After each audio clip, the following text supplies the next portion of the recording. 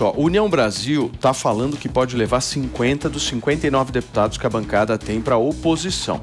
Isso tudo caso o Lula continue com Daniela Carneiro no Ministério do Turismo. O partido está defendendo, gente, o nome do deputado Celso Sabino para o cargo. Lembrando que amanhã, quinta-feira, é aquele dia que Lula tem uma reunião ministerial com a lista extensa de ministros do governo. A dúvida que fica é, será que Lula vai ceder à pressão de voltar atrás na decisão de manter a Daniela Carneiro na pasta? A gente vai saber essa resposta somente amanhã.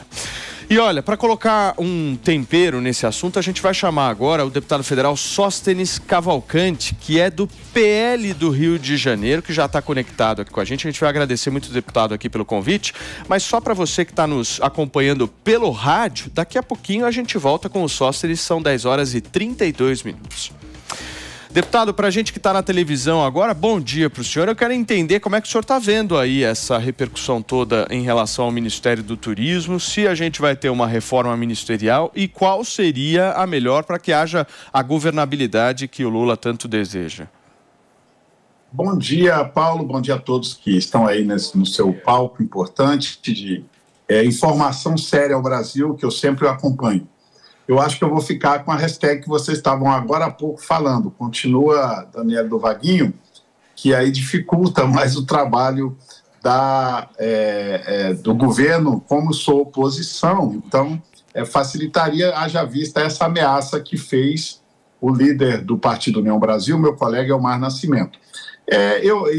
Brincadeiras à parte, eu tenho convicção de que o governo está desestruturado, não tem base na Câmara dos Deputados e ele vai precisar repaginar essa questão do governo. Nós temos ali, o primeiro erro foi na composição ministerial inicial, quando ele dá muito espaço ao Senado, porque existia uma disputa da eleição da presidência do Senado, Rogério Marinho e Rodrigo Pacheco, eles não queriam perder de forma alguma o Senado, como conseguiram, então fizeram um ministério muito pensado para atender senadores. Esqueceram da Câmara dos Deputados, onde tudo inicia. E hoje o governo não tem base na Câmara dos Deputados. Ele vai precisar repaginar esses ministérios, por isso ele não tomou a decisão só de resolver o problema da Daniela do Vaguinho, ele vai ter que fazer uma reunião anunciada para amanhã, e aí ele vai ver como reorganiza esses ministérios, porque tudo começa a partir dos ministérios. Depois disso, existe uma série de outras demandas que o governo não consegue fazer suas bases, que é a fome do PT pelos cargos nos estados, os cargos do governo federal nos estados. Então, essa é uma equação que o Padilha, junto com a Casa Civil, tem que se organizar, porque o que eu escuto de colegas é que todos os petistas começam a ser atendidos com prioridade e os dos outros partidos que querem ser base do governo ainda não tiveram seus cargos nos estados resolvidos. Então, esse é um outro problema depois dessa reorganização de ministérios que o governo vai ter que enfrentar. Ô, deputado, eu estou sentindo, a gente aqui que acompanha o noticiário todo santo dia, nós estamos sentindo um pouco de desarmonia entre o Ministério da Casa Civil, que é comandado pelo ministro Rui Costa, e o Ministério das Relações Institucionais, que é comandado pelo Padilha, que o senhor citou. Vocês que estão aí no Congresso, vocês estão sentindo isso também? Essa desarticulação interna entre os dois, são responsáveis pela articulação política? Eu não sei se é um desentendimento. O PT já é conhecido em governos anteriores que o PT é fragmentado. Ele tem vários segmentos dentro do Partido dos Trabalhadores. Eu não sei qual representa o Padilha e qual representa o Rui Costa. Só que é muito claro e notório aqui que, por exemplo, o Padilha é um cara mais de diálogo, é deputado, então tem um diálogo mais facilitado com o Congresso. O Rui Costa, o Congresso não vê, o Rui Costa nunca. É um responsável, ministro da Casa Civil, que é ilustre desconhecido do parlamento. Eu não sei até qual a funcionalidade dele ali para essa questão de articulação política. Acho que ele não deve ter nem competência para isso, o que é uma novidade no governo, porque sempre o chefe da Casa Civil tem uma atuação política muito brilhante, já que tem o ministério ali, o ministro da articulação política também. Então, assim, há um desentendimento claro, não sei se é porque são de correntes políticas internas, corpos do PT diferentes, ou se também, muitas vezes, o PT faz isso de jogo combinado, né, para dificultar e sempre buscar um culpado. É uma tática petista velha que a gente já conhece aqui.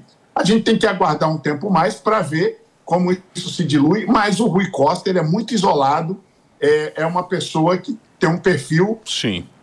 Praticamente não político, que tem dificultado muito a situação do governo. Perfeito. Deixa eu receber quem nos acompanha pelo rádio. Gente, vocês chegaram agora, nós estamos batendo um papo aqui no Morning Show, são 10 horas e 36 minutos nesta quarta-feira com o deputado federal Sóstenes Cavalcante e falando um pouquinho sobre essa questão envolvendo também o Ministério do Turismo, a saída ou não do União Brasil do governo. Eu vou passar para a Antônia fazer a próxima pergunta. Antônia, você tem alguma para o deputado?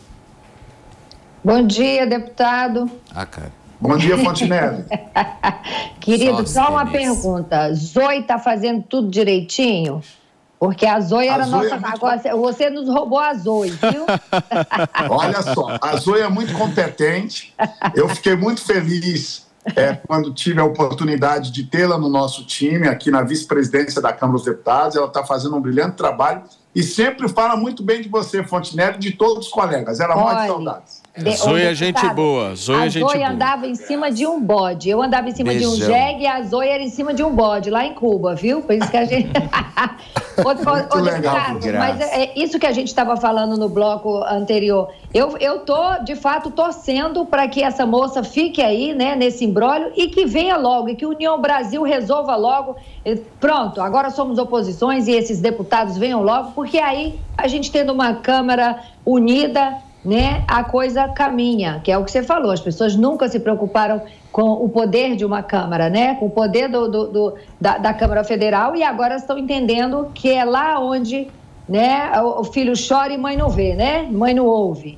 Então eu estou torcendo para que isso aconteça. E que o Rui Costa não tinha que estar nesse papel, todos nós sabemos, né, assim como o Dino e tantos outros, é um elenco tenebroso.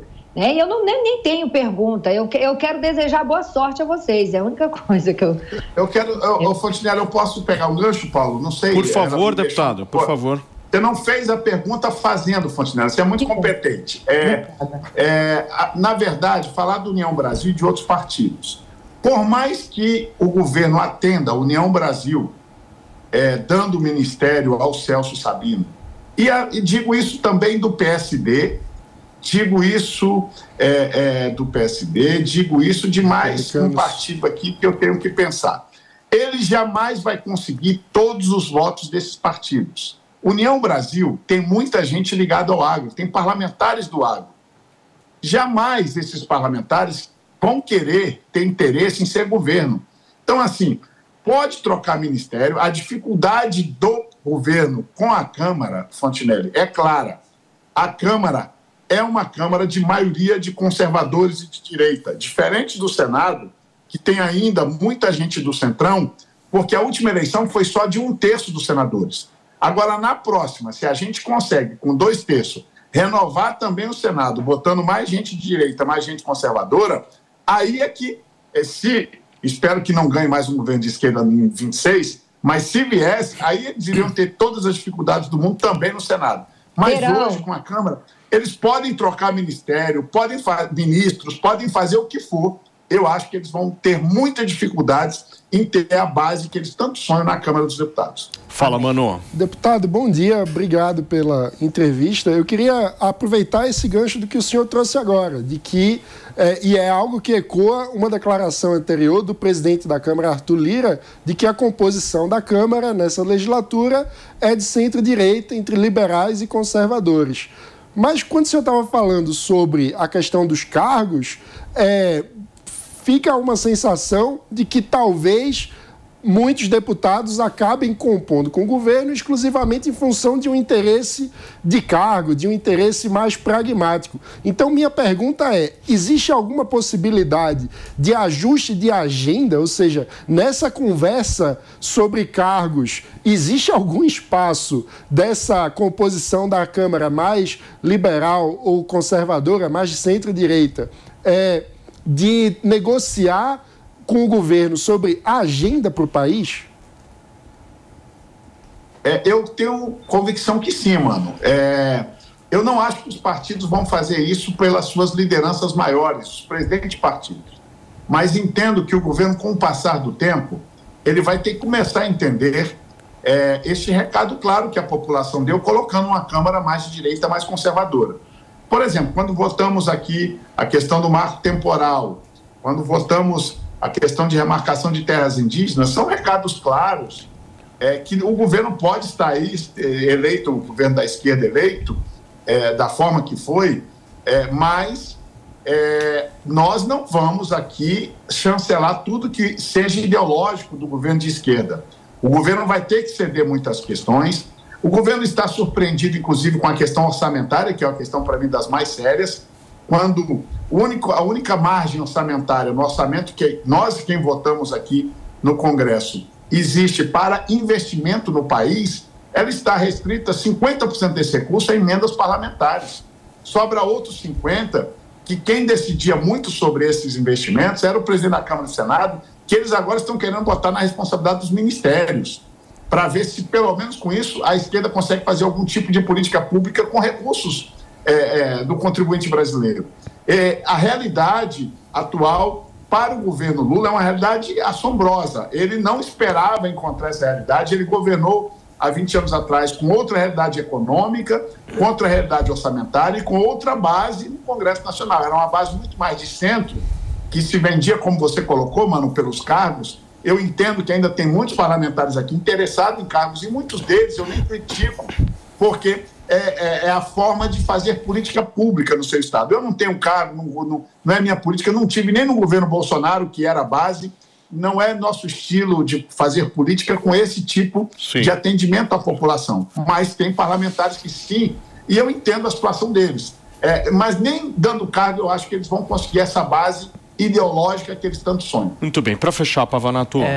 Bom dia, deputado. Primeiramente, parabéns pelo trabalho. E a pergunta que eu tenho para o senhor é a seguinte: constantemente nós temos convivido com ameaças à liberdade de expressão, e até mesmo na Câmara tramitou um projeto que a gente apelidou de PL da censura, era o PL 2630.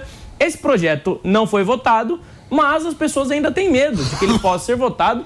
E tem medo de que, no vácuo de alguma legislação regulamentando as redes sociais, o Supremo Tribunal Federal tome a decisão de regulamentar e a regulamentação seja ainda mais rígida. Existe, primeiro, a possibilidade desse PL 2630 voltar a ser debatido na Câmara, e o que é uma ameaça. E segundo, existe algum projeto substituto que vocês têm pensado para evitar o vácuo de regulamentação e não permitir que o Supremo Tribunal Federal tome decisão nesse caso? Obrigado, Lucas. Bom vê-lo aí sempre. É uma alegria e te agradeço a pergunta. 2630 eu acho que não volta mais para a pauta, na minha avaliação. O Orlando Silva, que, apesar de ser de esquerda, é bom de diálogo, mas não conseguiu costurar. Se o Orlando Silva, com a capacidade de dialogar, não conseguiu, esquece. Eu acho que sepultamos o 2630, na minha avaliação, de uma vez por todas. Lógico que estão tentando fazer alguns paliativos, justamente para evitar que o STF tome essa decisão esdrúxula de legislar o que o STF vem fazendo algumas vezes. E já depois da ameaça do Flávio Dino ainda ficou mais claro, né? Porque o ministro da Justiça vive de ameaças e de bravatas. É típico do atual ministro da Justiça que a gente tem. O que nós estamos vendo é que há uma margem, sim, de questões econômicas e comerciais. Há uma queixa que, na minha avaliação é justa, de produção de conteúdo jornalístico, artístico, das grandes produtoras de televisão, de jornais do Brasil, em detrimento das redes sociais. E quem produz isso, como vocês aí no Morning Show, na Jovem Pan, tem um custo de produção. Aí vem uma rede social, exploram a notícia de vocês e não paga a vocês nenhum direitos autorais. Isso, na minha avaliação, o mercado deveria regular. Mas já que não está regulando, talvez uma legislação só para questões comerciais seria uma coisa plausível e possível da gente debater e ver qual seria o melhor texto. Agora, com relação à censura de conteúdo, pode ter certeza, a pressão que vocês da Jovem Pan fizeram, que a sociedade civil fez, o trabalho da Frente Parlamentar Evangélica, que foi impecável aqui nessa matéria, como de outros parlamentares não evangélicos que também vestiram essa camisa, que enterrou de uma vez por todas a possibilidade de censura via parlamento. Precisamos ficar atentos com o STF? Precisamos. E, para isso, talvez uma legislação só para as questões comerciais a gente resolveria parte dos problemas. E a censura, nós vamos sempre lutar contrariamente. Muito bem, deputado, muitíssimo obrigado pela sua disponibilidade aqui de nos atender na programação da Jovem Pan. Volto sempre. E para quem quiser te seguir lá nas redes sociais, qual que é teu Instagram, deputado? Obrigado, Paulo. É uma alegria sempre estar com vocês e parabéns pelo trabalho de vocês. O meu Instagram, @Sóstenes Cavalcante, pode seguir lá, acompanhar, enviar críticas, sugestões, projetos de lei. Estamos abertos a toda a população que queira contribuir com o Brasil melhor. Maravilha. Deputado Felipe Campos quer te conhecer pessoalmente. Eu não sei se isso é bom ou se isso é ruim. Venha pessoalmente qualquer dia, viu, deputado? Traga a Zoe também. Felipe, vou levar a Zoe, será um prazer. Eu tenho o sonho de estar aí com vocês. A Zoe tem combinado e falado comigo. Quero estar aí, vai ser uma honra te conhecer, Felipe. Tá bom? Obrigado, sou fã querido. de todos vocês. Muito obrigado. Muito bem, obrigado, deputado. Valeu.